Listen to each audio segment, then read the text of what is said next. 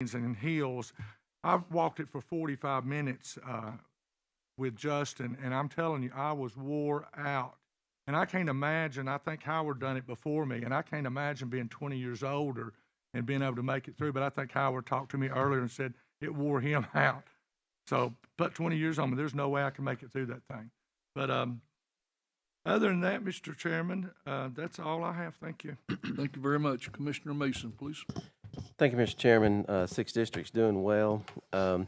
We did get in the books Saturday, the Household Hazardous Waste Day. We had 90 residents come out, probably a little off from the weather, but still a lot of city and county folks came out. I just want to take a few minutes tonight to thank some people that always come out and help me with this. I want to thank Mayor Davis for his help. TDEC was there on staff. They sent 2 representatives from the state. KAB, Alan Mincy and his staff. City Stormwater, Chris Broom and his staff provided breakfast and tents and coolers. Our county stormwater was there present helping as always. Valker with Lisa Mantooth and her staff. I want to thank the sheriff too, and we are going to have our prayer for the sheriff and his family for letting us use the Justice Center and the parking lots as always at the Justice Center. Clean Harbors with Kevin Brown and Vivian. And special thanks to Thomas Bell and all 6 of the inmates that worked hard there for about 4 or 5 hours on Saturday. Thanks to David Hollinshead of Republic Services for lunch, and he provided a roll-off dumpster for the event. And thank Tommy Ledford, he showed up as county commissioner, and Scotty Gilbert for coming to the event Saturday. That's all I have. Thank you. Thank you very much. Commissioner Slater, please. Thank you, Mr. Chairman. I too want to offer my thoughts and prayers to Steve, Connie, and Chase Lawson, and hope that one day in the near future the sheriff can celebrate his birthday. Mr. Chairman, the Joint Education Committee and Population Trends Ad Hoc Committee has been rescheduled to this Thursday, March the 28th, at 2 p.m. in this commission room. And that's all I have, Mr. Chairman. Thank you very much. Commissioner Goins, please. Thank you. Commissioner Thompson, please.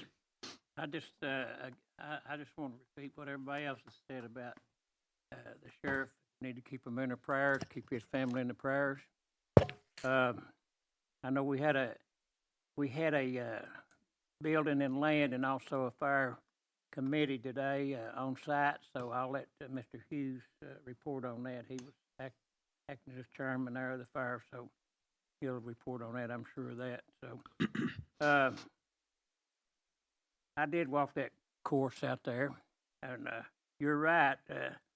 20 years makes a difference, and so I got my 82 years in there, so, and I got to walk it, but I got plenty of exercise, and I wasn't sore the next day. So anyway, I'm glad this has happened. I wasn't for it to begin with, but after everything developed and they've got it working now, and they've got some more work to do out there. Well, I'm proud we have it. There's several people out there. Probably when I left, they were probably 50 people or more that were playing, and they said that day I believe there was over 200 people that played golf that day. So anyway, I was glad to see we didn't have to have them little sticks and them round balls. We had those frisbees, and there's a lot easier. That's all I have, Mr. Chairman. Thank you very much. Commissioner Gilbert, please. I too would like to just echo the comments of everybody else about the sheriff and everything. I went out to the golf course or to the frisbee course, made a circle around the parking lot, talked to the boys, looked at the frisbees they had. Man, you talking about some neat frisbees. I've never seen them. You'd break your dog's teeth trying to throw them to your dog. And drove up the hill and looked at the first cliff you have to go off. I said, boys, I'm out. I left. But it is pretty neat looking, and I hope they really enjoy that. I'm sure they will, and I will go out there and play with them one day when it's dry. It was raining when I was first out there, but congratulations on the course. That's all for me. Thank you very much. Commissioner Winters, please. Thank you, Mr. Chairman. 7th District is in great shape. The 60 highway is moving along well.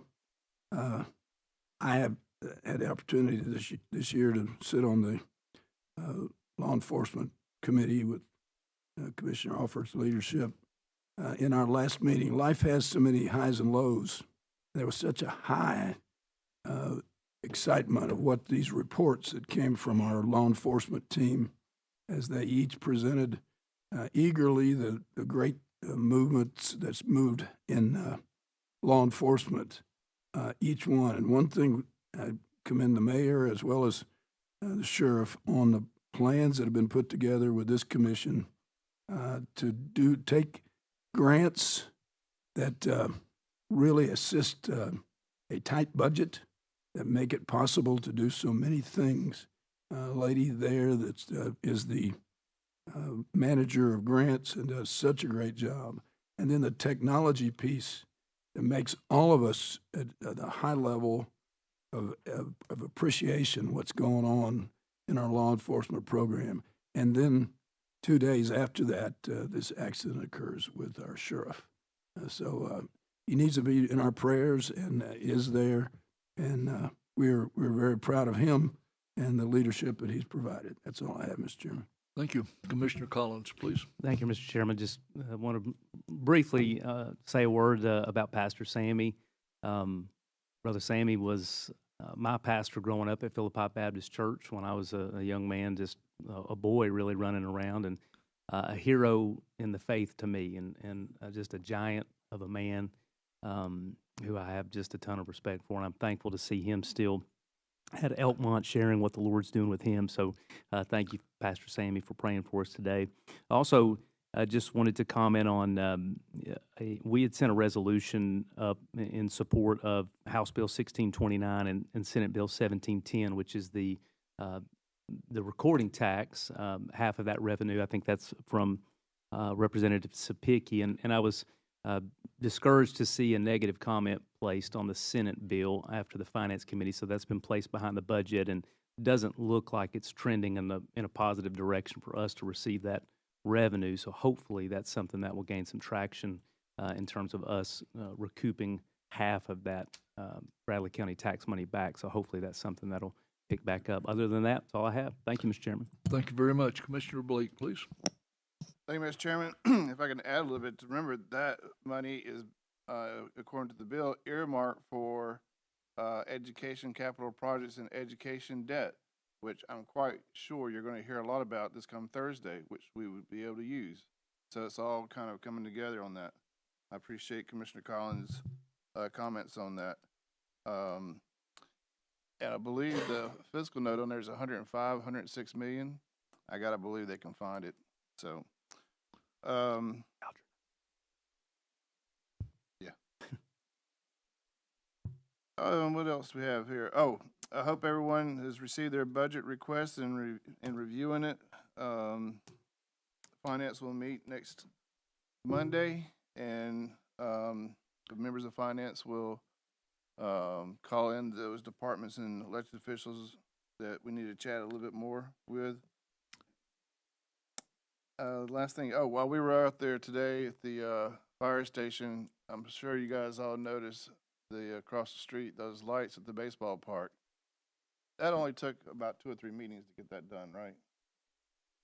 No, that took like 4 or 5 years to get all that done. Right. So I was glad to see all that take place over there. Other than that, that's all I have, Mr. Chairman. Thank you. Thank you very much. Commissioner Alford is next, but I believe he had a birthday yesterday. Is that correct, Commissioner Alford? Yeah, I'm catching up to Mr. Thompson there. I'm getting real close to it. Real so. close. Howard's not going to slow He's down. just a couple of months ahead of me now, so I'm gaining ground on him every year. All right. We're both glad just to wake up every morning. You're it. Go ahead, sir. Thank you, sir. The audit committee met last week and discussed sending a letter to the auditor requesting guidance on a resolution for a matter in the clerk and master's office. If any of you attended that meeting, you understand that I think we've got a real problem there on some situations, and I think it's important that we bring the auditors back in and look at it. Each of you have a copy of the letter before you. I'd like to place a motion to send that letter April 1, 24 voting session agenda. Done. Also, Sheriff Lawson had a great meeting the other day with the Law Enforcement Committee. And like Mr. Ledford and some of them's already said, couldn't be more proud of the Sheriff's Department and the people that work under him. I thought it was a very professional meeting, and they did an outstanding job.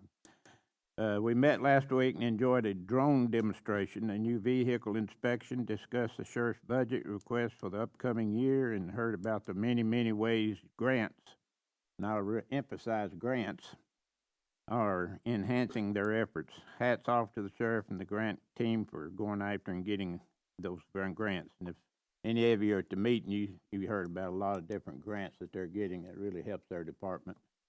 Lastly, I received a letter which you have before you for the sheriff requesting we release Sergeant Tom Watson's service welcome weapon to him upon the retirement of June 2024. Mr. Chairman, I place a motion on the April 1 meeting voting session agenda to award Sergeant Watson weapon to him upon his retirement. Done. And other than that, District 2nd is doing well. Thank you. Commissioner Blake, do you have a comment? Just real quick, Commissioner Alford mentioned the auditors in that meeting.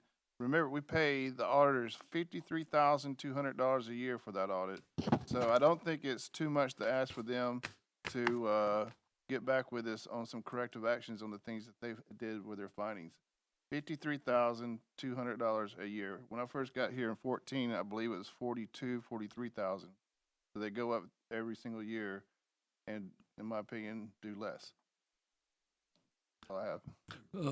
Commissioner Hughes, please. Mr. Chairman, last week the commission voted to table a resolution authorizing the mayor to negotiate into a written agreement with the city of Cleveland to exchange property located at 260 Emmett Street for the city agreeing to construct a fire facility on property owned by the county located at 365 Menace Road. I made that motion to table for a couple of reasons. I thought it prudent to provide time for the fire committee and the building and land committee to fully consider the matter. There were too many concerns voiced at last week's joint committee meeting to move forward with the written agreement at that time. However, the committee met earlier today and proposed Menace Road site for a new fire garage and voted to recommend taking the resolution from the table. So, Mr. Chairman, I place on the April 1st voting session agenda a motion to take from the table the resolution authorizing the mayor to negotiate into a written agreement with the city of Cleveland to exchange the property located at 260 Emmett Street for the city agreeing to construct a fire facility on the property owned by the county located at 365 Menace Road. We also voted to recommend a couple changes to the resolution. Each of you have a hard copy of the proposed changes, which includes changing it from a written agreement to a written proposal, and also require a written proposal to be presented to the county commission for final approval. Per the committee recommendation, once the resolution is taken from the table, I plan to offer this amended resolution as a substitute motion on April 1st. During the discussion at the meeting today, we discussed the needs for more parking at the proposed fire garage. We voted to ask the mayor to get estimates for the building and land committee on the cost of leveling the bank to the south of the existing Menace Road Fire Hall to provide more parking. Also today, the fire committee also considered a request from the fire chief Stewart to sell two 1995 International Fire engines to Polk County for a cost of $30,000 or $15,000 each. We voted unanimously to recommend selling the two International Fire engines to Polk County for $15,000 each. I place this motion on the April 1st, 2024 voting session again, our agenda, if I never get it out. And Mr. Chairman, that's all I have. Thank you very much. Commissioner Beatty, please. I really don't have nothing to report, but I hope Steve Lawson has a fast recovery. I've known him a long time, ever since high school. That's all I have. Thank you very much. We'll now move on down to the agenda items. Agenda item A, Relay for Life. Commissioner Ledford, please. Thank you, Mr. Chairman. Just before we do this, Dwayne, I failed to mention on the disc golf thing, I wanted to mention, I was on the HCI committee for quite a while from the inception of it, and I wanted to talk just for a second about pickleball.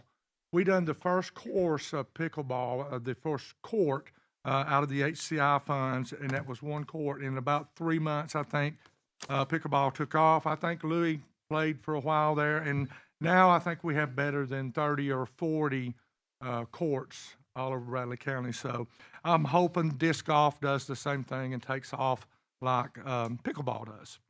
Okay, Dwayne is going to come to us and make a presentation about Relay for Life. Thank you, Dwayne. Mr. Chairman, Mr. Mayor, members of the Bradley County Commission, thank you very much for giving me an opportunity again this year to speak about something that's near and dear to my heart. That's the Relay for Life here in Cleveland and Bradley County. You know, I'm always pleased when I get a chance to say a few words about the importance of battling cancer. I put a sign in front of me there. If you haven't figured out, Commissioner Gilbert asked earlier if I flew for Delta. I don't fly for anybody. I've flown on Delta and a few other airlines, but I am not a pilot. But this year, our theme is International Festival of Hope. So we're traveling the globe, find survivors, caregivers, and research. And whatever we can do, I'm going to copy something that I read from the president of the American Cancer Society 2 years ago. Sent out a newsletter, and this line has stuck with me for 2 years. It simply says this: this is our reason for what we do. Our purpose is to rid the world of cancer as we know it. Rid the world of cancer as we know it. Now, I think that's a worthwhile cause, because you probably noticed last year when I was here, when you gave me an opportunity to speak, I don't really talk about cancer specifically as the collection of these diseases under that big umbrella term of cancer. Because unfortunately, I would suggest every person in this room, either you as an individual, somebody in your family, somebody in your church family, your company, your school, you know about cancer and you know the ravages of it. So what I talk about is what we can do as a unified effort to fight this collection of diseases. Now, the Relay for Life this year, it's going to be in downtown Cleveland again, April 20th. Streets will close around the courthouse at 10. Teams will start setting up at noon. We'll open at 2 p.m. The official opening, where we have the opening comments, the welcome from the mayor, the national anthem, etc., that'll all start at about 5 p.m. that day, and we'll go until we conclude that night. If you've never been to a relay, there are lots of things that I would encourage you to come and see about it. But if you only get a few minutes to be there, come down that night for the luminary ceremony. It'll probably be about 8:30. But that's where we take those small white bags, a little bit of sand, and a candle. And sometimes families decorate those in honor of somebody who is courageously fighting cancer right now. And sometimes they decorate it because somebody fought the good fight. They showed their grit. The cancer won out in this world. And we put those bags around the track, and I will tell you what, when the sun goes down and people are walking that track and they're reflecting on the people in their life that they love, they miss, or they honor, it's a very powerful opportunity to support the survivors, to hug on the caregivers, and to love on those people who are providing that health care for them. So we take what we do very seriously, just like you do. But you know, I've been doing this a long time. I think I've been a volunteer for the Cancer Society since about 1990. It might be more than that, but something like that. So I've discovered after all these years, we take it seriously, but we like to have a little fun anyway. So that leads me to this. Commissioner Ledford, how many ice cream sandwiches did you eat last year? Not enough. Amen, brother, not enough. No, that's what I'm saying. I told Commissioner Thompson earlier, because he donated $100, and I told him earlier before the meeting, I said, your cost per sandwich last year was really high. So we got to get Tommy. We got him on a regimen right now. He's working up, doing some weightlifting. He's going to do better this year because he's already agreed to be back in it. We're having the second annual Mayfield Dairy Ice Cream Sandwich Eating Contest. Folks, like Commissioner Ledford right here, they agreed to raise $500 each. They can raise more, and I'm not troubled by that at all. They raise at least $500, and every penny of it goes to the American Cancer Society. Let me tell you this. Lots of organizations are worthwhile of your money. Your church, your school, whatever organization you contribute to. But here's one thing I'm proud of with ACS. About 98% of the money they receive through donations, it goes to fight cancer. It goes to support caregivers. It goes to support things like the Hope Lodge in Nashville, where cancer fighters, cancer survivors can stay for free. It's a really worthwhile cause. We're going to have the contest again this year. Hope you can come out and see it. It'll probably be around 7 o'clock, something like that. We don't have the final program worked out. Here's another thing. 31st year that the Relay for Life in Cleveland and Bradley County. It's our 31st birthday this year. This community, in those 31 years, has donated upwards of $3.5 million. Now, we talk about a giving community. I moved here in 1988, and that's one of the first things I experienced. We got big hearts around here. I just like to get people's attention, and so that's why I dress up a little bit and try to get an audience from time to time. Last thing I'll say for this, and I think I said the same thing last year, and I try to repeat it because it means the most to me. What can you do for us? Number one, if you're a person of faith, pray for us. Pray for those survivors who are fighting the battle. Pray for those caregivers, because sometimes they need a pat on the shoulder, they need a smiling face, and they need a word of encouragement. Pray for them. Pray for all the volunteers and all the leadership for the Relay for Life, because we want to say the right things. We want to do the right things. And we want to be a part of a unified effort to defeat cancer. That's quite simply it. Number two, here's your challenge for the night. I told my Sunday school class this yesterday morning. I told Main Street Cleveland this today. I told Steve Hartline again this afternoon. By the end of this week, here's what I'd like to see happen. Let's see if we can't get 100 survivors, 100 cancer survivors registered by the end of this week. Doesn't cost them any money. They can go to that website down there, relayforlife.org/BradleyTN. They register for free. They don't have to raise a penny. All they have to do is register. If they register in time, we're going to mail them a cancer survivor T-shirt. If they don't register in time, we'll get it to them after the relay.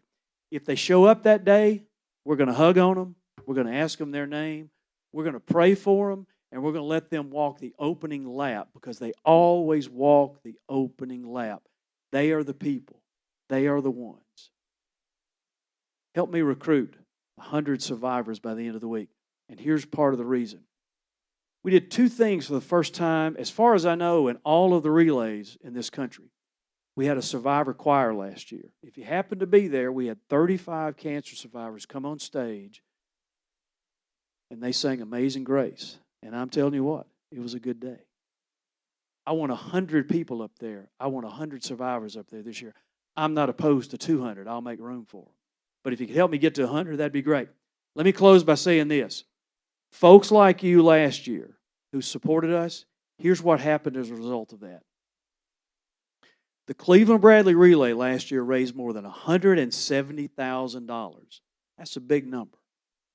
As a result of that, the Cleveland Bradley Relay in our hometown, our community that we call home, we were chosen as the #1 relay in the entire state of Tennessee.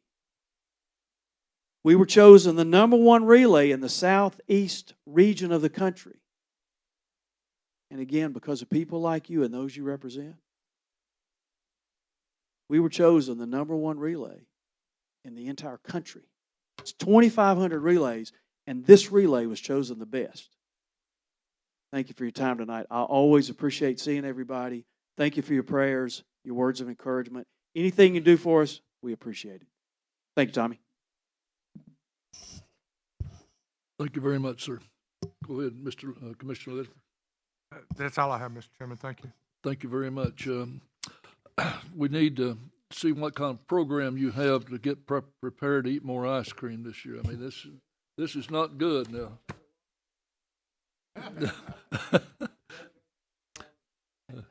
Okay. Well, Mr. Chairman? Yes.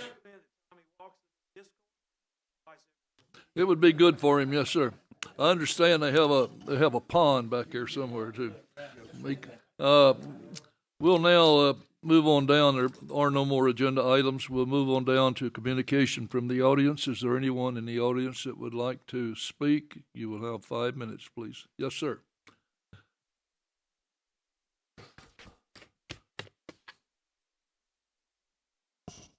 Name's Kenneth Roark, and I live at 300 Roark Lane, McDonald, Tennessee. Been a while since I've been up here, and it's been a while since anybody from the landfill's been up here. So I want to say the landfill for the last 4 or 5 weeks has been totally stench-free. Nobody's had any problem. Hadn't had first complaint.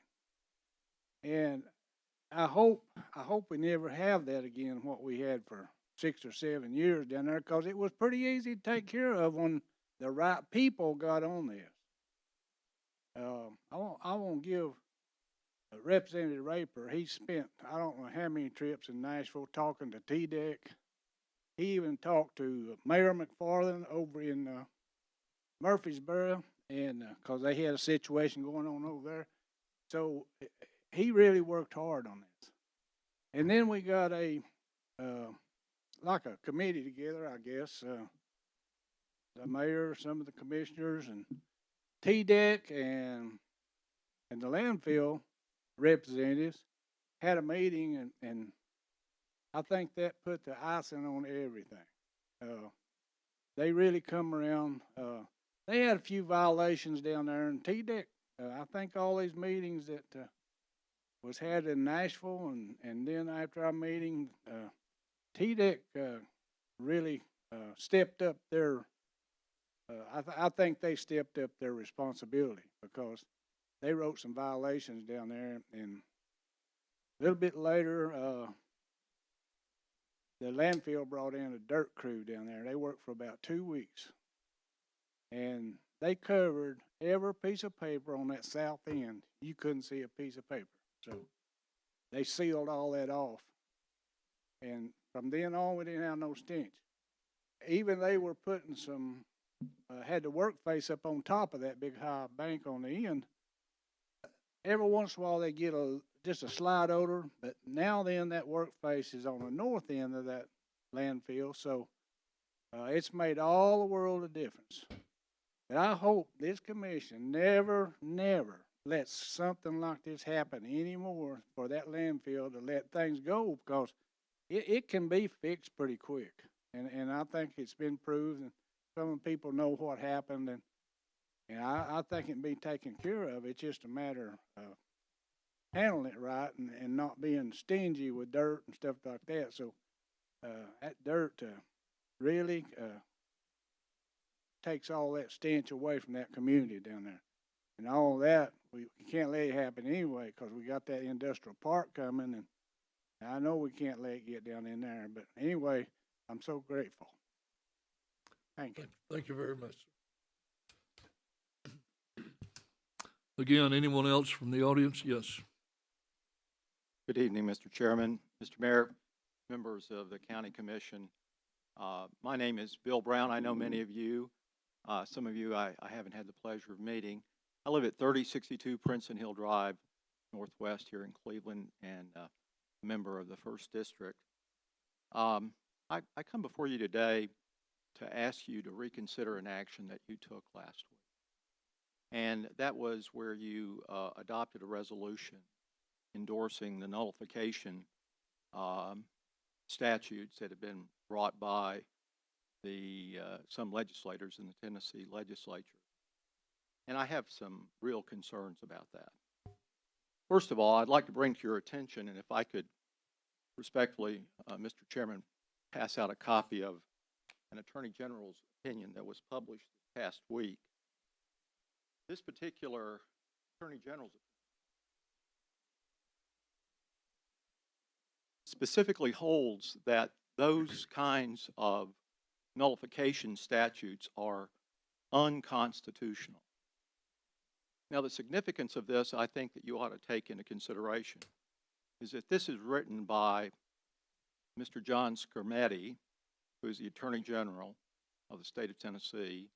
And not only that, but an attorney general who is involved in 16 lawsuits representing the state of Tennessee and other states seeking challenges to the actions of the federal government that these states have considered as being overreaching.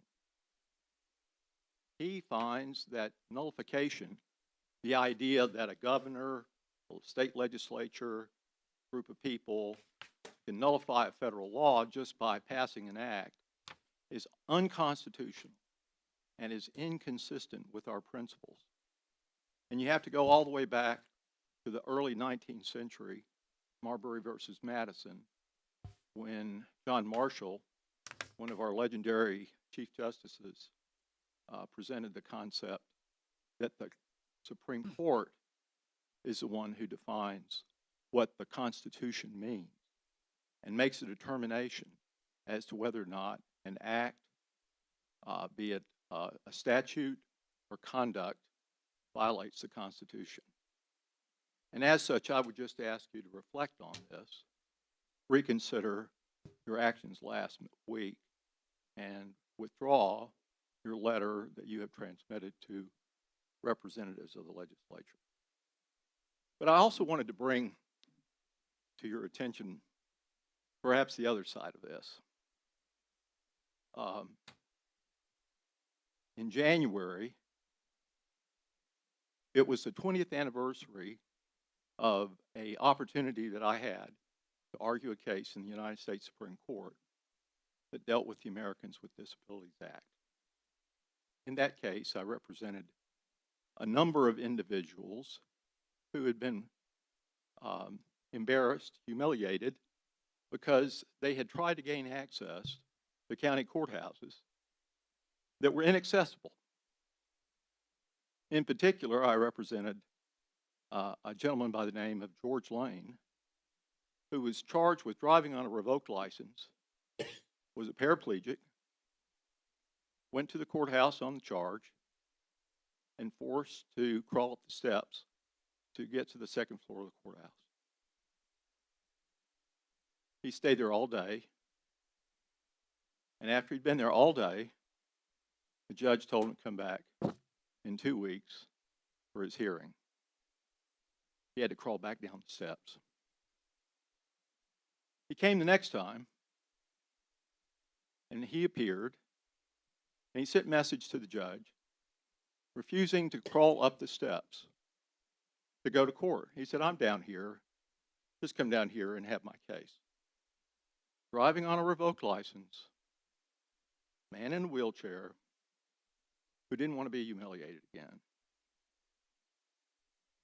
The judge ordered him arrested for failure to appear. He was put in jail for 10 days before he was released. Some of you may remember the old Polk County Jail. A guy in a wheelchair. Polk County Jail was even less accessible than the Polk County Courthouse. He asked me to represent him, and in that case, I took a case in every single level. Am I going over my time? I apologize. I took that case all the way to the Supreme Court, through every level, Sixth Circuit Court of Appeals, United States Supreme Court. And the seminal issue that we argued about that was whether or not Congress had the power to force states to make their courthouses accessible to their citizens. Some of you may think that that's a pretty obvious thing. Everybody ought to be able to get to court. Everybody ought to have a right to arrive in court in a state of dignity. But in this case, I was able to win that case on a vote of 5-4. Sandra Day O'Connor was the swing vote, and Sandra Day O'Connor was the reason why today states have to make their courthouses accessible.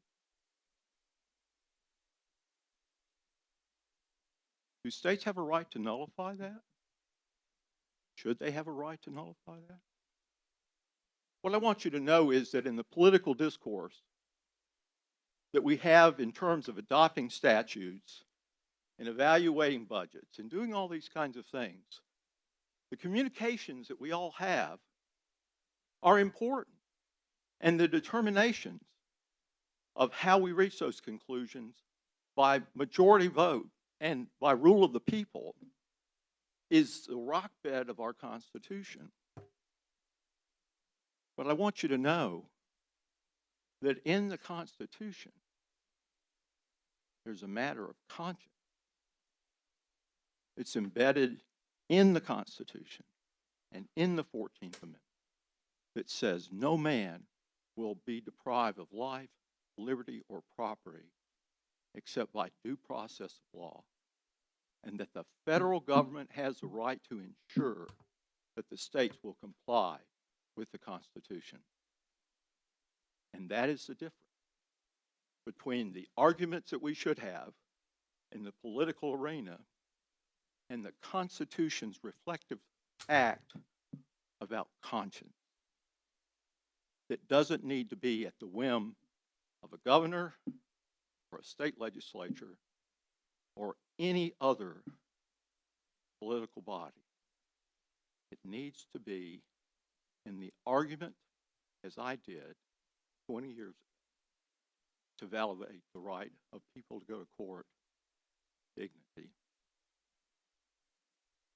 Thank you for hearing me, and I'd request that you reconsider and take back that resolution. Thank you, Mr. Chairman. I apologize for going over my time. Thank you. Thank you very much. Is there anyone else in the audience that would like to speak, please?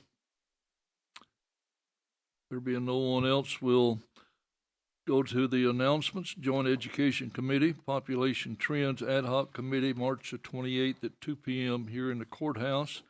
County offices will be closed in observance of Good Friday, March the 29th.